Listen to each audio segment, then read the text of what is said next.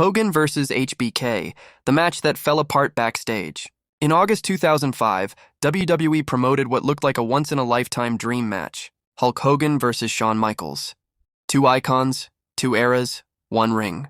On paper, it was perfect. In reality, it became one of the most controversial matches in wrestling history. The story began on Monday Night Raw in July 2005. Shawn Michaels and Hulk Hogan teamed up. After the match, Michaels shocked everyone. He superkicked Hogan.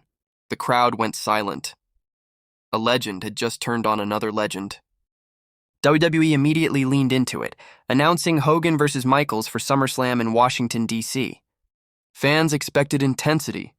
They expected ego clashes. They expected fireworks. What they didn't expect was what actually happened. According to multiple insiders and later interviews, this feud was never meant to be a one-off. There were plans for a series. Some reports say 2 matches, others say a best of 3. The common thread? Both men would win at least once. The rumored outline went like this. 1 match where Michaels wins. 1 where Hogan wins.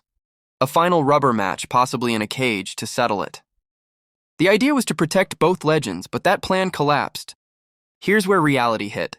Hulk Hogan had creative control in his contract, and according to Shawn Michaels himself, Hogan refused to lose clean. No rematch, no rubber match, no long-term feud. Hogan wanted 1 match, 1 win, traditional babyface ending. That meant Michaels had to turn heel, fast, and carry the heat alone. For Michaels, that wasn't just a storyline issue.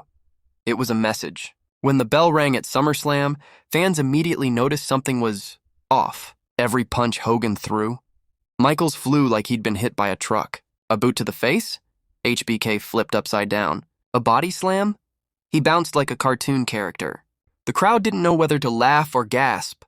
And then it happened. The leg drop. Michaels sold it like death itself. Hogan pinned him. Match over. No rematch tease, no handshake, just confusion. And suddenly, everyone was asking the same thing. Who is Ty Claude? Anyway, let's continue. Here's the debate that still hasn't ended. Some say Michaels intentionally mocked Hogan by overselling, a silent protest against backstage politics. Others say Michaels was simply being the best heel possible, exaggerating everything to make Hogan look unstoppable. Eric Bischoff called it unprofessional. Michaels said later, "I was told to be a heel. I was a heel." The truth? Probably somewhere in the middle. The planned series vanished. No second match, no third match, no payoff. Michaels turned face again shortly after. Hogan disappeared from TV. And one of the biggest potential rivalries of the era ended in a single night. Fans were left with questions. And a match that became a meme.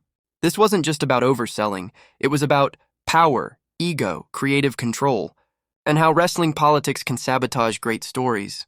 Today, both men say they've moved on. They've reconciled. But SummerSlam 2005 remains a lesson. Sometimes the most dramatic wrestling stories don't happen in the ring. They happen behind the curtain.